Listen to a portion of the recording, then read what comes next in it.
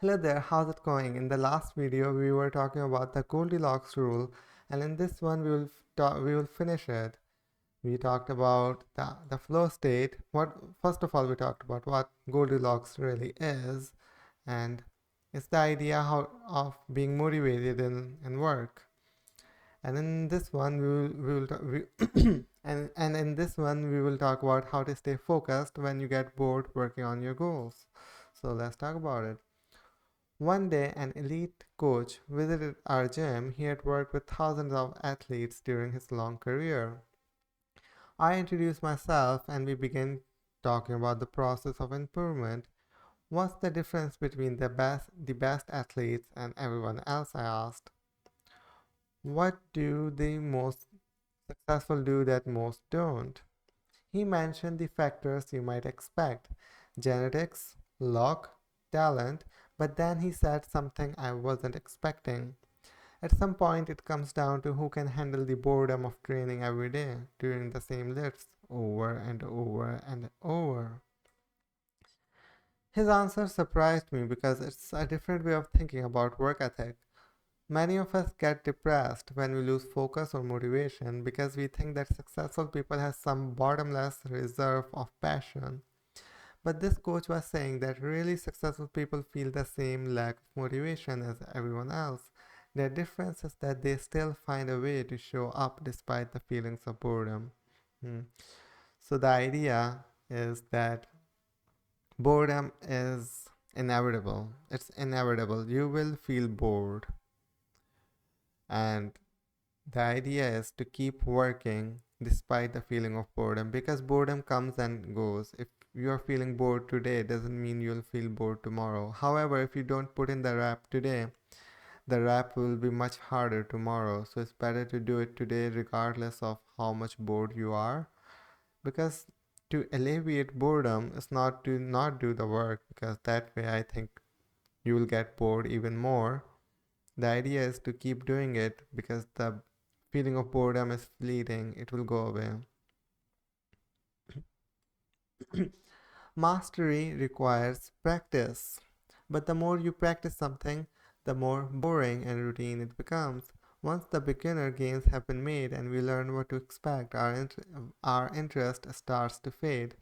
Sometimes it happens even faster than that. All you have to do is hit the gym a few days in a row or publish a couple of blog posts on time, and letting one day slip doesn't feel like much. Things are going well. It's easy to rationalize taking a day off because you are in a good place.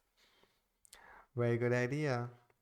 Very good idea. The book begins with saying that people don't do work because they don't see any results. Here he's saying people stop doing work after they see results. So I think it's a mental trap, right? We talked about the law of least resistance. We human beings by default don't like to do work, right? That's why we are rewarded for it. We are not rewarded for rest because that's the default. We are rewarded and encouraged and appreciated for doing work. And as I said, the idea is our brain makes excuses. First, the brain says that it's too much work and I will not see results. That's why I don't want to do it. After we see results, the brain says, what's the point of working? I already got the results. Very scary. The greatest threat to success is not failure, but boredom. We get bored with habits because they stop delighting us. The outcome becomes expected, and as our habits become ordinary, we start derailing our progress to seek novelty. Perhaps this is why we get caught in a never-ending cycle, jumping from workout, jumping from one workout to the next, one diet to the next, one business idea to the next. As soon as we experience the slightest dip in motivation, we begin seeking a new strategy, even if the old one was still working. As Machiavelli noted, men desire novelty to such an extent that those who are doing well wish for a change as much as those who are doing badly. Very good idea. Sometimes change is not good, right? You will have to look at yourself and look at your goals. What do you want to achieve? And what you're doing, is it getting you closer to your goal? If yes, then don't do anything else. I can give you example of programming. What most people do, they want to learn too many things at the same time, and they get stuck in this trap because you can't learn too many things at the same time. Just learn a few things and practice upon those. That's more than enough. For example, learn maybe two or maybe three programming languages. Don't try to learn six or seven. That's not useful. We all have goals that we would like to achieve and dreams that we would like to fulfill, but it doesn't matter what you're trying to become better at. If you only do the work when it's convenient or exciting, then you'll never be consistent enough to achieve remarkable results. Very powerful idea. I think I can apply it on my daily life as well, because sometimes I'm not feeling good about recording, and sometimes my voice doesn't sound good as well, but I still record. I still put in the raps, because I know if I don't record, my voice will just start to get worse. I have to record every day. I guarantee that if you manage to start a habit and keep sticking to it, there will be days when you feel like quitting. When you start a business, there will be days when you don't feel like showing up. When you are at the gym, there will be sets that you don't like finishing. When, when it's time to write, there will be days that you don't feel like typing, but stepping up when it's annoying or painful or draining to do so. That's what makes the difference between a professional and an amateur.